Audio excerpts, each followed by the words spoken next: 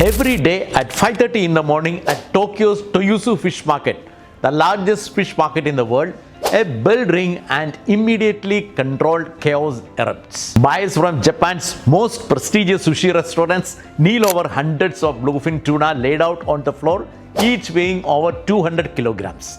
They press their fingers into the flesh to examine cut cross sections with the pen torches, checking fat content, color and texture.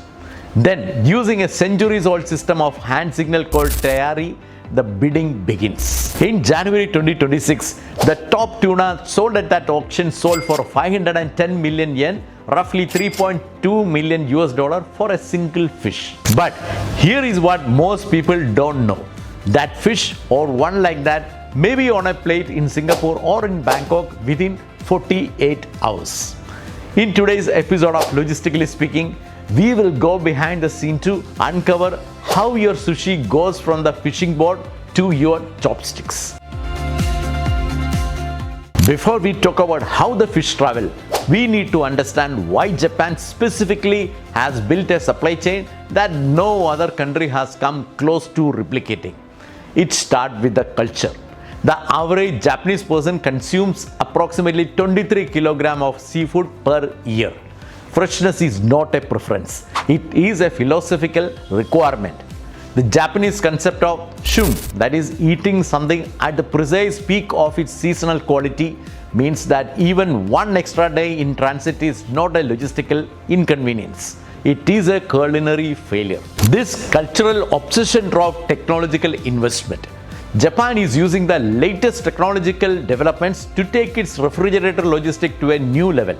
That is, IoT-enabled sensors and internet-based solutions to enable precise real-time monitoring and control of temperatures, while intelligent robots assist with warehouse processors and loading vehicles. The result is a system that operates at a level of precision most countries reserve for pharmaceutical supply chains. Japan's food logistic market is estimated at nearly 50 billion US dollar in 2025 and is expected to reach $60 billion by 2030. Seafood and protein categories alone account for nearly a third of that volume. This is an industrial scale operation, and the sushi restaurant in your city is just the final delivery point. The clock starts the moment the fish leave the water. For premium species like bluefin tuna, yellowtail, sea urchins, live scallops, the handling in the first 30 minutes of catch determines the quality of every meal served weeks later, thousands of kilometers away. Japan's fishing industry has perfected what is called ikejimi, a precise method of immediately spiking the brain of a live fish to prevent stress, which releases cortisol and lactic acid that degrade meat quality. The grading process for tuna is meticulous, with experts examining factors like fat content and color and texture to determine the quality. A fish that dies in pain on the deck is worth a fraction of one that has dispatched correctly. From the vessel, premium fish are immediately packed in ice, not frozen, and transported in refrigerated truck to the nearest fish market or aggregation port. Japan's key fishing prefectures each have their own specialities. Omori's Oma bluefin tuna is considered among the finest in the world. Hokkaido scallops and sea urchins are globally prized. Nagasaki is a center for yellowtail and sea bream. No other market in the world handles as much tuna each day as Toyosu. And about 20 million US dollar worth of seafood and other produce is traded there on an average day across hundreds of species, from sea urchin to caviar to baby sardines. The temperature science is where the logistics get genuinely fascinating and where most people's intuition is wrong. The biggest misconception about Japanese sushi grade fish is that fresh means never frozen. That is only half true. For fish traveling to a restaurant in Singapore or Bangkok by air, fresh and chilled at around 0 degrees Celsius is the gold standard. Air freight for fresh seafood always require a temperature between 0 to 5 degrees Celsius during transit, and fresh seafood products are packed in lightweight styrofoam boxes with a gel ice pack to retain cold chain integrity.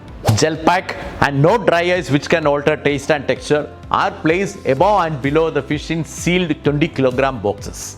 But for long haul premium tuna, that's particularly the world's finest bluefin, the answer is something far more extraordinary, a technology called super freezing. Specialist logistic companies have created super freezer containers capable of carrying sashimi grade tuna at temperatures of -40 to -60 degrees Celsius. At these temperatures, cellular structure is preserved so completely that the fish, when thawed by a trained chef using a precise water temperature method, is indistinguishable from truly fresh. In July 2025, Shizuoka Cold Storage, Miyakawa Manufacturing, and Chubu Electrical Mirai launched a demand response project using -60 degrees Celsius tuna warehouses for grid balancing, showing these facilities have become significant enough infrastructure that they are now being integrated into Japan's national electricity management system. Why does this distinction matter? Because the high value fresh fish market demand fish at a maximum of 8 to 9 days from catch. That 8 to 9 days window is the outer boundary for a chilled, unfrozen fish. For everything beyond that distance, London, New York, or Dubai, super freezing is not a compromise. It is the only way to maintain sashimi grade quality.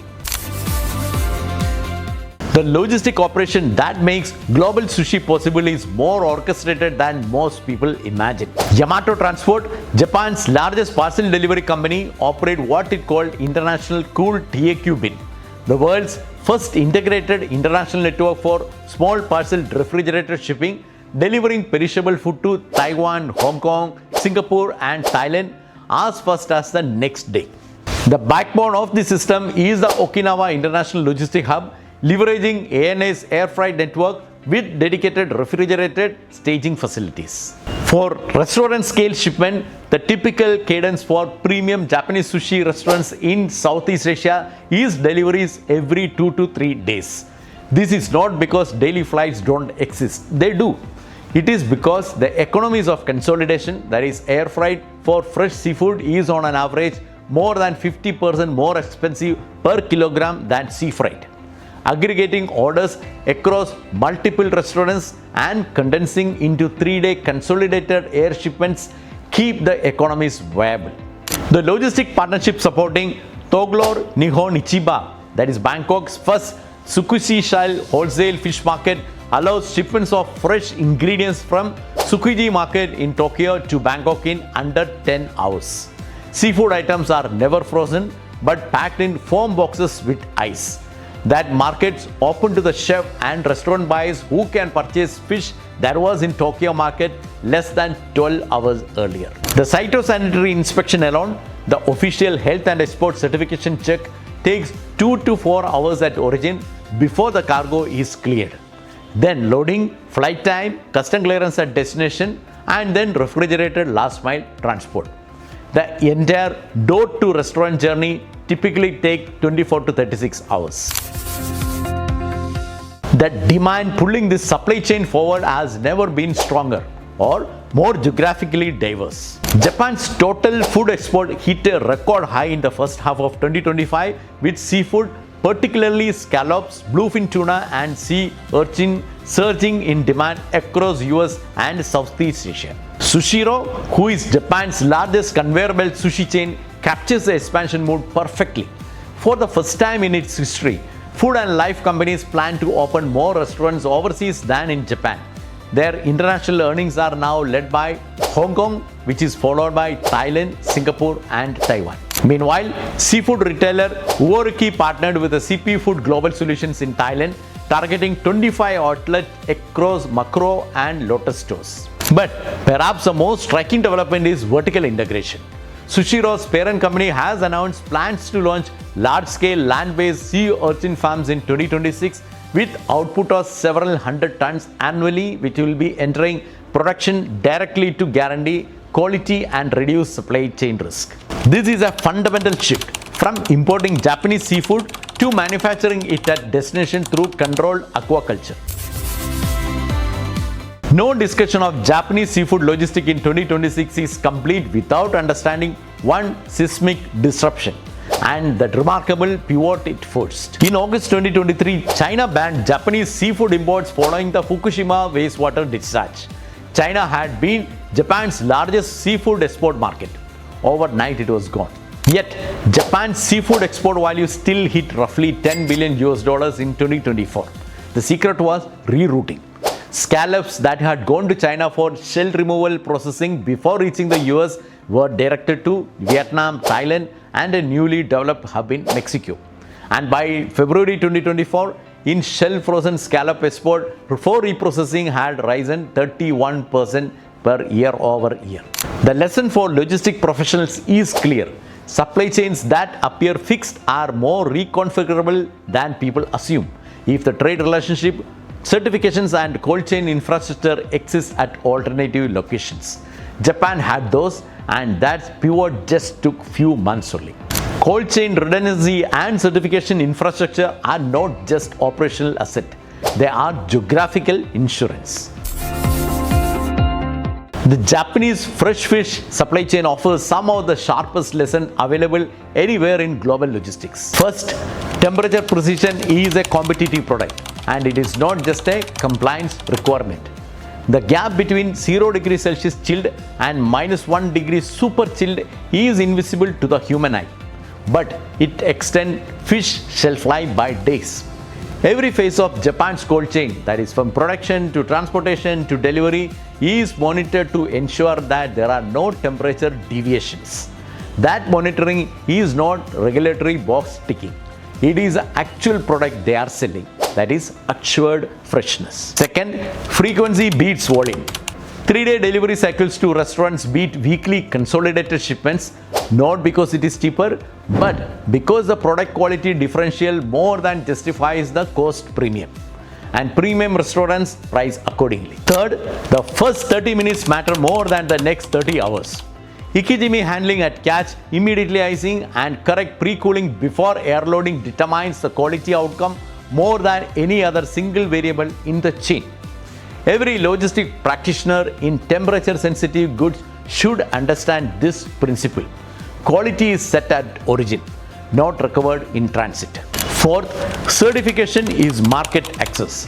To maintain US sales after the China disruption, Japanese producers needed a HACCP certificate facilities registered with the FDA. Companies that had invested in those certifications ahead of time had options, and companies that hadn't were stuck. Fifth, vertical integration in the front end. The move by major sushi chains into aquaculture is not a food story. It's a supply chain security story. When you control the production, you control the freshness window, the certification status, and the consistency that global restaurant operations require. The supply chain that delivers sushi to the world is being redesigned. Recirculating aquaculture system, AI-based feeding, and low fish meal formulations are helping producers manage rising costs, warming waters, and disease risks in land-based facilities that can be built anywhere, potentially next to the restaurants they serve. The cold chain itself is decarbonizing. In August 2025, DHL supply chain initiated hydrogen fuel cell truck trials in Japan because the world's most quality-obsessed food logistic operation is now under equal pressure to be its most sustainable. At Toyosu, Pacific bluefin tuna quotas are expanding from 2025. Large tuna up 50%, smaller one up to 10%. The result of a rebuilding program that brought bluefin stock from 2% of historical level to 23% in under a decade. More sustainable supply chain means more volume for the global restaurants that depend on it. The sushi supply chain of 2030 will likely feature more aquaculture, more AI-controlled environment, and more local production closer to consumption market. But the underlying philosophy will remain identical. Freshness is non-negotiable, and the logistics system exists to deliver that promise regardless of what it takes. The next time a piece of tuna sashimi arrives in front of you at a restaurant in Singapore, Bangkok, or Hong Kong, consider what it took to get there. A fisherman in Aomori using a technique refined over centuries to preserve quality at the moment of catch. An auctioneer at Toyosu conducting a sale at 5:30 in the morning by hand signal. A cold chain specialist loading 20 kg styrofoam boxes into a refrigerated hold at 0 degrees. An air freight coordinator consolidating restaurant orders from 3 countries into a single flight. A custom broker clearing cytosanitary certificate at midnight. A refrigerated delivery driver navigating Bangkok traffic at dawn. And all of it timed to ensure that when the chef's knife descends, the fish is as close to the ocean as it can possibly be. Japan's seafood export operation hit a $10 billion in 2024. Not because of marketing, not because of subsidies, but because an entire nation decided that freshness was worth engineering at an industrial scale. That is a lesson for every logistic professional. The most valuable supply chain are not the fastest or the cheapest or the most automated. They are the one built around an uncompromising commitment to a single quality standard and then engineered obsessively at every step of the chain to protect it. Itadakimasu.